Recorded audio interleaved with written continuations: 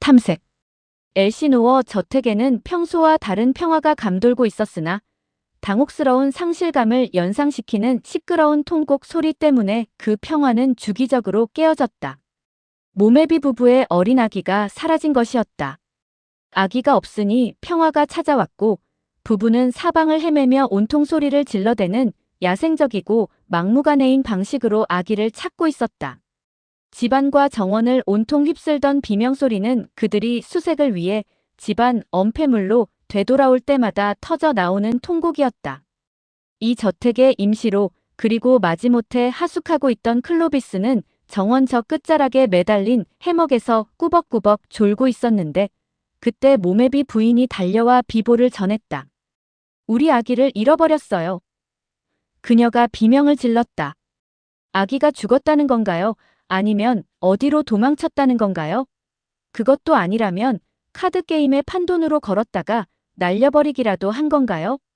클로비스가 나른하게 물었다. 잔디밭에서 아주 행복하게 아장아장 걷고 있었는데 모메비 부인이 눈물을 흘리며 말했다. 마침 아놀드가 막 들어왔고 제가 남편에게 아스파라거스에 어떤 소스를 곁들이고 싶냐고 묻던 참이었어요. 홀란다이즈 소스라고 대답했기를 바랍니다. 클로비스가 다소 활기를 띤 척 끼어들었다.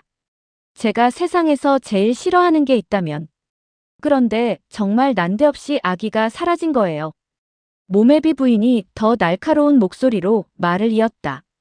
집안과 정원, 대문 밖까지 샅샅이 뒤졌는데 어디에도 보이지 않아요. 어디서 소리라도 들리지 않나요? 클로비스가 물었다. 아무 소리도 안 들린다면 최소한 2마일은 떨어진 곳에 가 있겠군요. 하지만 어디로요?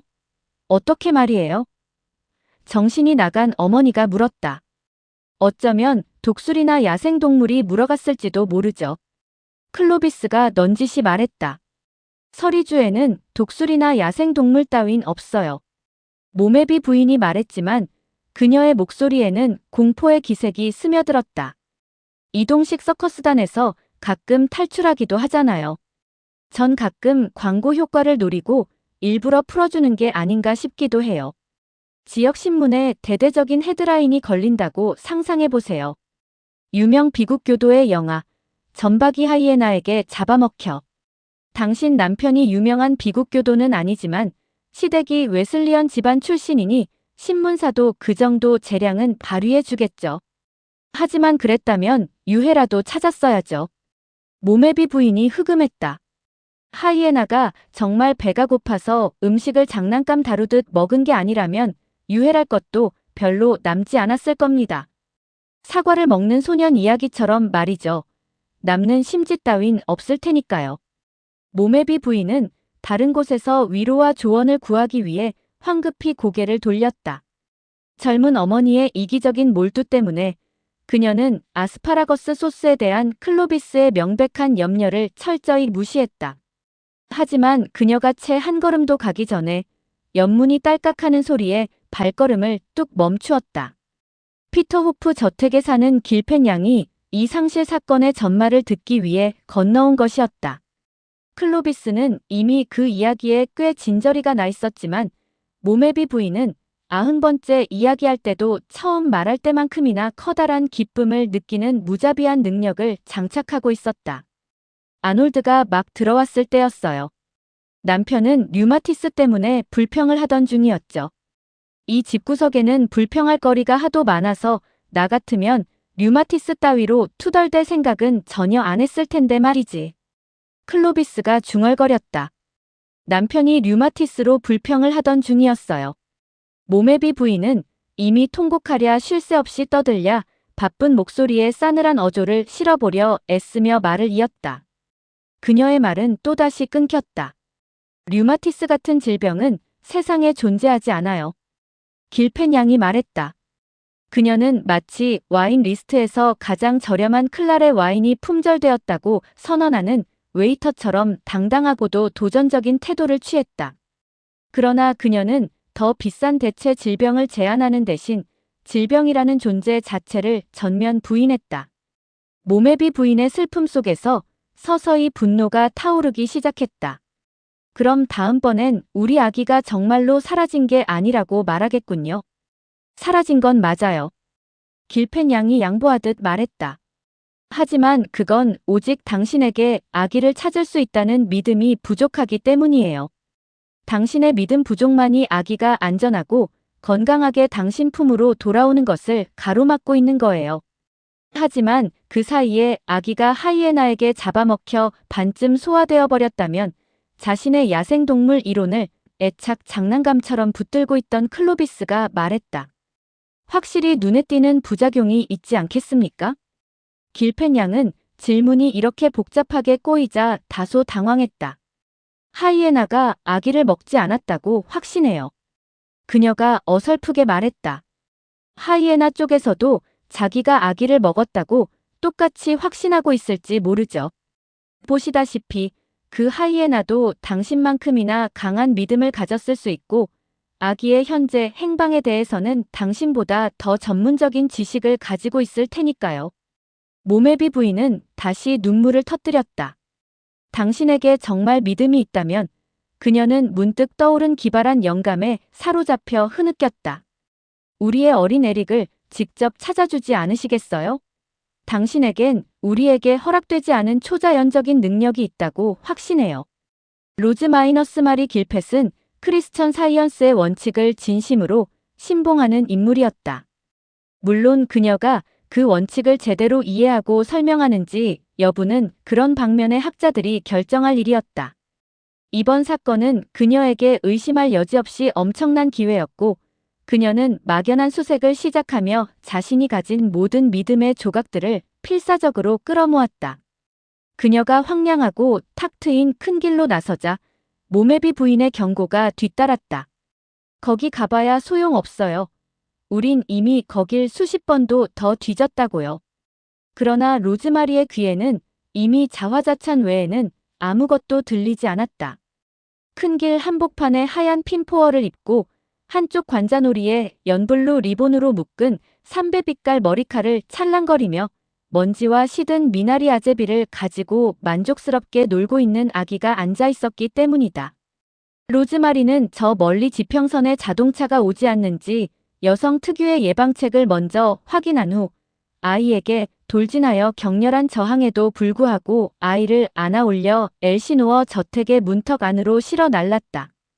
아이의 분노에 찬 비명소리는 이미 아기를 찾았다는 신호탄이 되었고 거의 히스테리 상태에 빠진 부부는 잔디밭을 달려 내려와 돌아온 자식을 맞이했다. 로즈마리가 버둥거리는 아기를 붙잡느라 애를 먹는 바람에 아기가 거꾸로 들린 채 흥분한 가족의 품으로 안기는 바람에 이 극적인 장면의 미학적 가치는 다소 훼손되었다. 우리 가여운 에릭이 돌아왔구나. 모메비 부부가 일제히 외쳤다. 아기가 주먹을 눈두덩이에 꽉 쥐어받고 있는 바람에 얼굴이라곤 그저 넓게 벌어진 입밖에 보이지 않았으니 이 알아봄 자체도 거의 믿음의 행위나 다름없었다. 아빠 엄마 품으로 다시 돌아와서 기쁘지. 모메비 부인이 달래듯 속삭였다. 하지만 아기가 방금 전에 먼지와 미나리 아제비 장난감을 그리워하는 기색이 너무나 역력했기에 클로비스가 보기에 그 질문은 불필요할 정도로 눈치가 없었다. 울음이 그칠 기미가 안 보이니 롤리폴리 위에 태워주자고. 아버지가 기발한 제안을 했다. 순식간에 아이는 거대한 정원용 롤러 위에 말 타듯 올려졌고 기계를 움직이기 위해 먼저 툭 당기는 조치가 취해졌다. 그러자 실린더의 텅 빈 내부 깊은 곳에서 고막을 찢는 듯한 굉음이 터져나와 징징거리는 아기의 울음소리마저 집어삼켰다. 그리고 직후에 하얀 핀포어를 입고 한쪽 관자놀이에 연블루 리본으로 묶은 삼배빛깔 머리카락을 찰랑거리는 아기가 기어나왔다. 새로 나타난 아이의 이목구비와 폐활량은 그야말로 의심의 여지가 없는 진짜였다. 우리 에릭. 모메비 부인은 아이에게 덮쳐들듯 안아 올리며 거의 키스로 질식시킬 것처럼 굴었다. 우리를 그렇게 깜짝 놀라게 하려고 롤리폴리 속에 숨어 있었던 거니? 이것으로 아이의 갑작스러운 실종과 마찬가지로 퉁명스러운 발견에 대한 명백한 설명이 내려졌다. 그러나 잔디밭 위에서 기어다니며 징징거리는 불청객 아기라는 수수께끼가 남게 되었다.